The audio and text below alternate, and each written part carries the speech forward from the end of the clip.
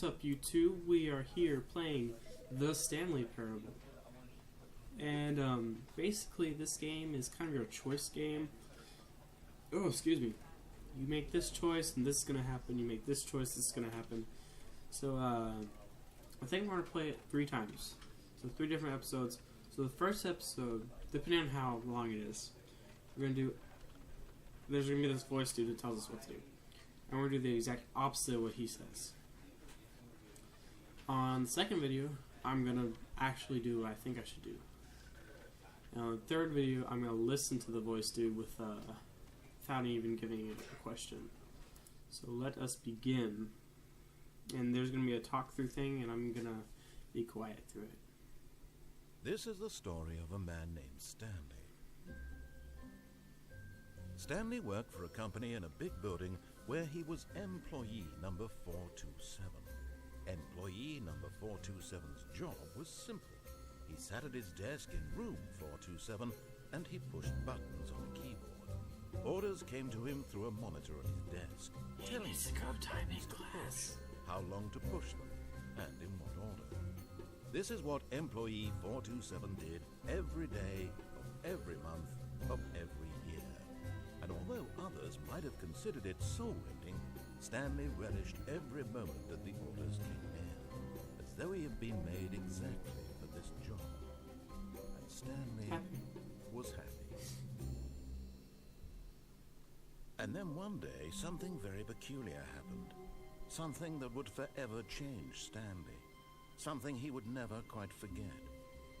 He had been at his desk for nearly an hour when he realized that not one single order had arrived on the monitor for him to follow. No one had showed up to give him instructions, call a meeting, or even say hi. Never in all his years at the company had this happened, this complete isolation. Something was very clearly wrong. Shocked, frozen solid, Stanley found himself unable to move for the longest time. But as he came to his wits and regained his senses, he got up from his desk and stepped out of his office. So we're not going to get out of our office yet.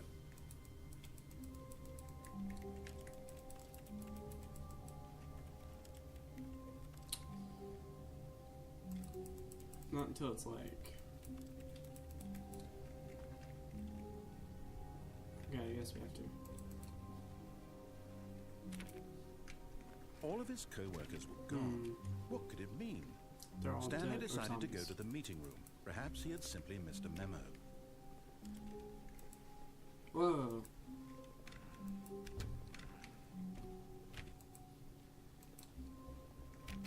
I want to try every door because you never know what's going to happen.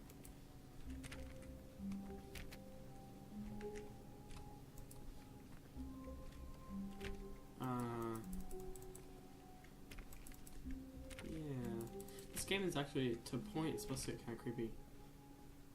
When Stanley came to a set of 2 open doors, he entered the door on his left. We're not going that way. This was not the correct way to the meeting room, and Stanley knew it perfectly well. Perhaps he wanted to stop by the employee lounge first, just to admire it. I have a feeling that Stanley is either antisocial or a little bit stupid. Yes, truly a room worth admiring. It had really been worth the detour after all, just to spend a few moments here in this immaculate, beautifully constructed room. Stanley simply stood here, drinking it all in. But eager to get back to business, Stanley took the first open door on his left. Lonely. Stanley was so bad at following directions, it's incredible he wasn't fired years ago. I should have been fired years ago. Look, Stanley, I think perhaps we've gotten off on the wrong foot here. Oh, yeah? I'm not your enemy, really, I'm not. I realize that investing your trust in someone else can be difficult, but the fact is that the story has been about nothing but you all this time. There's someone you've been neglecting, Stanley. Someone you've forgotten about. Please. Stop trying to make every decision by yourself. Now, I'm not asking for me. I'm asking for her. This is it, Stanley. Your chance to redeem yourself. To put your work aside. to let her back into your life. She's been waiting.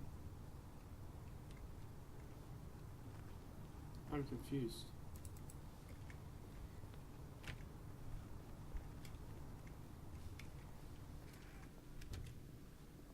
Dark doorway. Yay.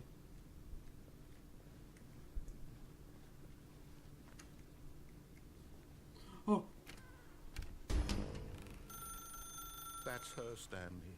You need to be the one to do No. this. To reach out to her. If you can Oh, no, you can't. Did you just unplug the phone? Now, that wasn't supposed to be a choice. How did you do that?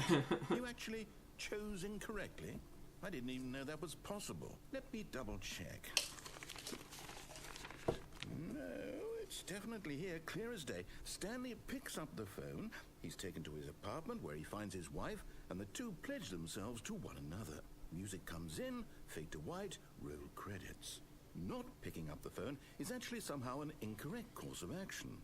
How is that even possible? None of these decisions were supposed to mean anything. I don't understand. How on earth are you making meaningful choices? What did you... Wait a second. Did I just see... No, that's not possible. I can't believe it. How had I not noticed it sooner? You're not Stanley. You're a real person. I can't believe I was so mistaken.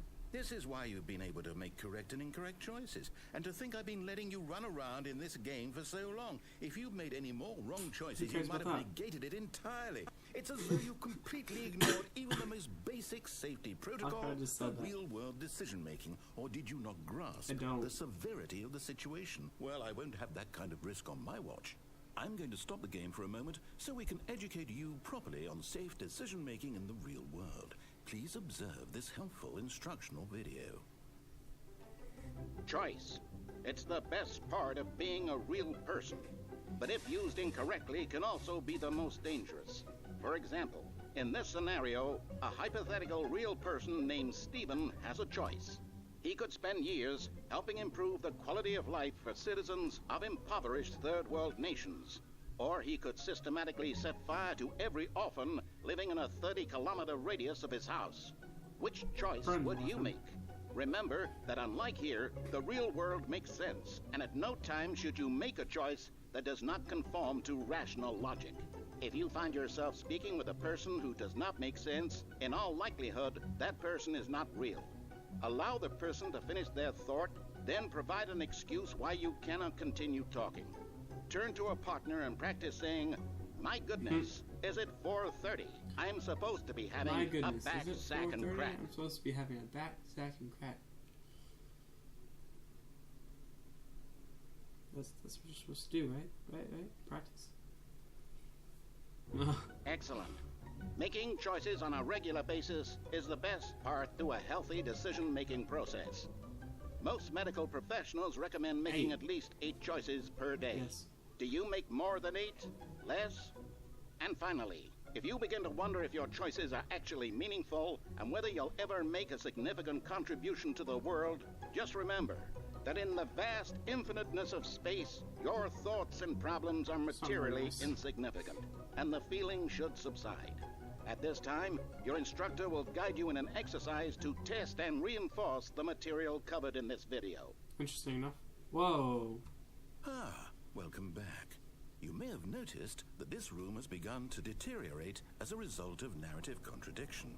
But not to worry. Now that you're properly informed on good decision-making, we're going to revisit a choice you made just a few minutes ago and see what the correct thing to do would have been. This way, please.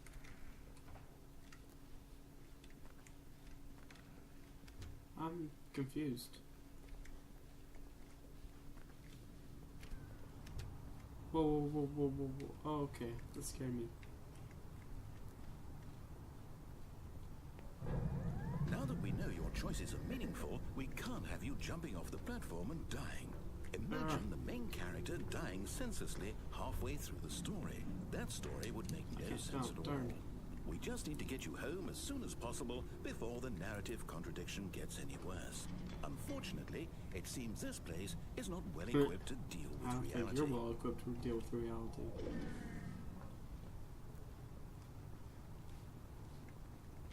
Gosh, all these doors, like, they're randomly open. It's kind of creepy.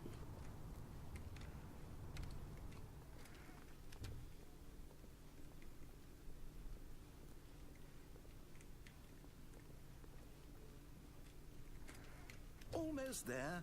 You'll take the door on the left, back to the correct ending. The story will have resolution once again, and you'll be home free in the real world. I did the wrong answer. I'm gonna do the wrong answer. Now remember, all you need to do is behave exactly as Stanley would.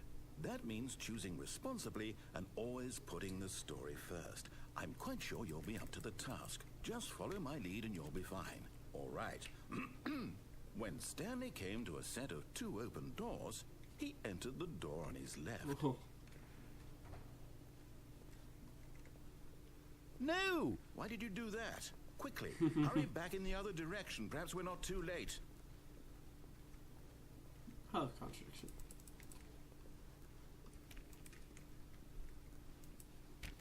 Whoa. Oh, it's ruined. You can't believe, after everything we talked about, that you... My story, you've destroyed my work.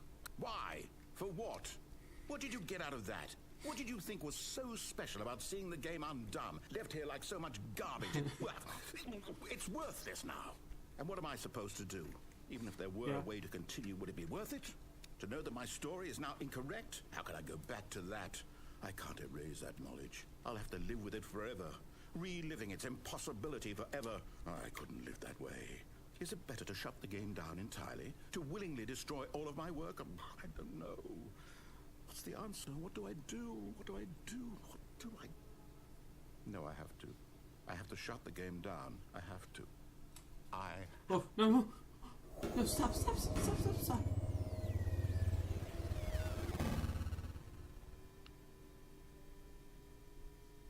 What? Huh? What? Oh, I'm here. I'm still here. Here in this pile of rubbish. With you. You. Who thought you were so clever. Now look where we are. My entire game is destroyed. It was the only thing in the world that was mine, and you run it into the ground. What, did you think that would be funny? You just had to see? Didn't I impress upon you how important it was to be like Stanley? He actually knows how to do what I tell him to. He understands that if I say to do something, there's a damn good reason for it. That thought hadn't even occurred to you, had it? That there's a world outside of you? You're a child. Oh, my story. If you'd just gone through the door on the left, you would have seen it. There was a whole underground facility. You would have destroyed it and been victorious. It would have been so perfect. I worked so hard on it. What? I tried so hard. Behave exactly as Stanley would. Huh? That means choosing responsibly and always putting the story first. I'm And the quite game sure you'll be crashed, up so to I the guess task. we'll, Just follow my lead and you'll be fine.